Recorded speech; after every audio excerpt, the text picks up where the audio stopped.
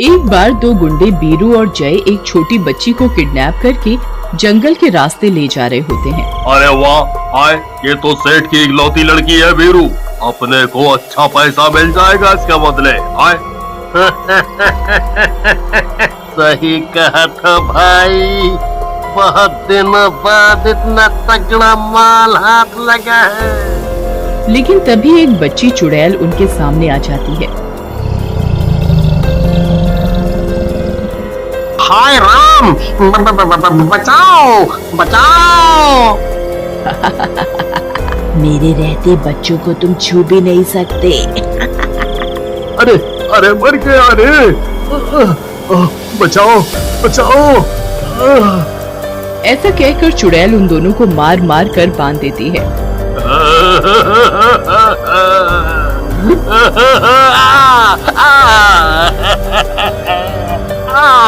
अरे अरे James bond की अम्मा, ये तो बताओ तुम हो कौन? आए और हमें ऐसे कुत्तों की तरह क्यों मार रही हो? आए भला हमने आपका क्या बिगाड़ा है भाई? कौन हो तुम? आए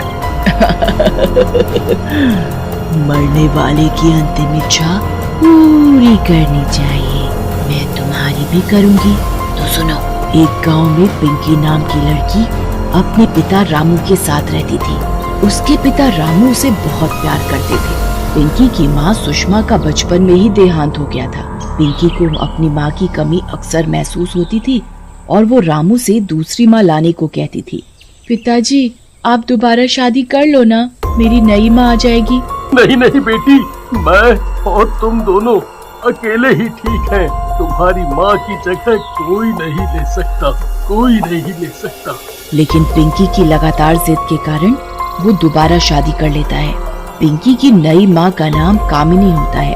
पहले तो कामिनी पिंकी को खूब प्यार करती है, लेकिन कुछ समय बाद पिंकी पूरे दिन घूमती रहती है यहाँ वहाँ। कोई काम धाम नहीं है क्या? चल घर के काम में मेरी मदद कर। फिर रोज कामिनी घर के सारे काम पिंकी से कराती और उसे भरपेट खाना भी नहीं देती, जिसकी वजह से धीरे धीरे पिंकी कमजोर होने लगी। रामू इन सब बातों से अनजान होता है और एक दिन रामू पिंकी से बोलता है, पिंकी, क्या हुआ बेटा? जब से नई माँ आई है अपने पुराने बाप को भूल गई हो? तुम्हारी माँ ठीक से तो रखती है ना तुम्हें? तुम बहुत पतली होती जा रही हो बिटिया। नहीं नहीं पिताजी, माँ मुझे बहुत प्यार से रखती है, मुझे भरपेट खाना देती है और मैं कहाँ पतली हूँ? आपने कई दिनों बाद देखा है ना, इसलिए आपको पतली लग रही हूँ। क्या चुगली हो रही है बाप बेटी में? वैसे किसी ने सही कहा है, जितना भी कर लो सौतेली माँ को लोग बुरा ही बोलते हैं। तुम भी ना क्या बोल रही हो? पिंकी तो तुम्हारी इतनी तारीफ कर रही थी। हाँ, तुम भी ना शक्की बहुत हो। कुछ दिनों बाद कामिनी की बेटी पैदा होती है, जिसका नाम चुटकी रखते हैं। अपनी बेटी के आने के बाद कामिनी का व्यवहार पिंकी के लिए और भी बुरा हो जाता है। कुछ साल बाद, तेरे से कोई काम ढंग से नहीं होता क्या? मेरे सारे कपड़े खराब कर दिए। पता है कितने महंगे कपड़े थे? तेरे भुक्कड़ बाप ने नहीं दिए। इस बार पिंकी से रहा नहीं जाता है और वो कामिनी से बोलती है, माँ आप इतना भला बुरा क्यों बोलती हैं? और पिताजी का इस सब से क्या लेना देना? ऐसा सुनते ही कामिनी को गुस्सा आ जाता है और वो पिंकी की लात घूंसों से पिटाई कर देती है। मुझसे जुबान लड़ाती है, दुष्ट। कामिनी की मार से पिंकी बेहोश हो जाती है। उधर कामिनी भी उसे उसी हालत में छोड़कर चली जाती है। एक दिन छुटकी खेलते खेलते बेहोश हो जाती है। कामिनी उसे डॉक्टर के पास ले जाती है। अरे रमेश, तुम, ये मेरी बेटी है, देखो ना इसको क्या हुआ, ये खेलते खेलते बेहोश हो गई है। डॉक्टर रमेश छुटकी को चेक करता है और बोलता है, मुझे लगता है इसकी दोनों किडनी खराब हो गई है और जल्दी ही इसकी किडनी नहीं बदली गई तो ये मर जाएगी। तुम जाओ और किडनी डोनर का बंदोबस्त करो। घर जाकर कामिनी किडनी डोनर के बारे में सोच रही होती है कि तभी उसकी नजर पास में काम कर रही पिंकी पर पड़ती है। अरे वाह, है तो सही मेरे पास डोनर, क्यों न इसी की किडनी ले लूं? वैसे भी कौन रोकेगा मुझे? इसका बाप तो मेरी मुट्ठी में है और इसे तो मैं अपने झांसे में ले ही लूंगी। कामिनी रात में रामू और पिंकी को डॉक्टर की सारी बात बोलती है। बात तो ठीक है कामिनी, लेकिन हम डोनर कहाँ से लाएंगे? तभी पिंकी बोलती है, माँ मैं छुटकी को अपनी एक किडनी दे दूंगी, आप चिंता न करो, मेरी छोटी बहन है वो। पिंकी तुम चुप रहो, तुम कहाँ से किडनी दोगी? हाँ? पिंकी तुम किडनी मत दो, छुटकी मरती है तो मरे, कोई बात नहीं। लेकिन पिंकी रामू की बात नहीं मानती और किडनी देने के लिए तैयार हो जाती है। और ऑपरेशन वाले दिन कामिनी डॉक्टर से कहती है, रमेश ये लड़की जिंदा नहीं बचनी चाहिए, तुम इसकी दोनों किडनियां निकाल कर मार दो। मेरे रास्ते का कांटा निकल जाएगा। ठीक है कामिनी डार्लिंग, जैसा तुम बोलोगी वैसा ही होगा। तुम्हारे लिए तो जान भी हाजिर है।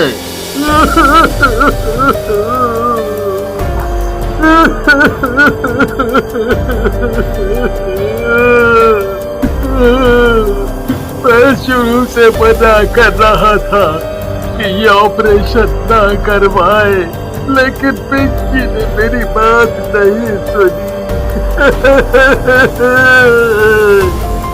भला हम दोनों अब क्या कर सकते हैं, जो भगवान ने इसकी किस्मत में लिखा था। मैं तो इसकी माँ हूँ, भला मैं कोई उसका बुरा चाहूंगी। ऐसा कहकर वो दोनों पिंकी का अंतिम संस्कार कर देते हैं। कुछ दिन बाद जब रामू काम पर गया होता है, तभी डॉक्टर रमेश कामिनी के घर आता है। कामिनी, तुम्हारा नाम कामिनी नहीं बल्कि कुछ और होना चाहिए। तुम तो चालाकी में सबकी माँ हो माँ। रमेश डार्लिंग, पिंकी को तो मैंने ठिकाने लगा दिया, बस एक मौका और मिल जाए, इस रामू के बच्चे को भी अपने रास्ते से हटा दूंगी, फिर तुम और मैं बस। तभी रामू वहाँ आ जाता है। मैंने सब सुन लिया है दुष्ट औरत, तुझे जरा सी भी दया नहीं आई उस बच्ची पर। मेरी बेटी की जान ले ली तुमने, मैं तुम दोनों की जान ले लूंगा। लेकिन जैसे ही रामू उन दोनों की तरफ बढ़ता है, डॉक्टर रामू को पकड़ लेता है और फिर दोनों उसे एक कुर्सी से बांध देते हैं।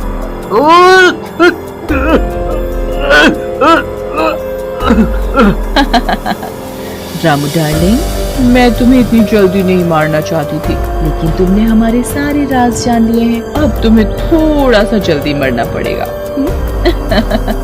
तभी डॉक्टर एक चाकू लेकर रामू पर वार करने जा रहा होता है कि तभी वहाँ धुआं धुआं हो जाता है और धुएं के हटते ही वहाँ पर एक चुड़ैल खड़ी होती है। दुष्टों, मेरे रहते तुम मेरे पिताजी को छू भी नहीं सकते। डॉक्टर तो भगवान का रूप होते हैं और तूने शैतान वाला काम किया, तुझे मरना होगा। ऐसा कहकर चुड़ैल डॉक्टर की गर्दन धड़ से अलग कर देती है। फिर चुड़ैल कामिनी की तरफ बढ़ती है। और तू माँ तो जैसी भी हो माँ होती है, मैंने तुझे अपनी सगी माँ से बढ़कर माना और तूने मेरे साथ ये सलूक किया।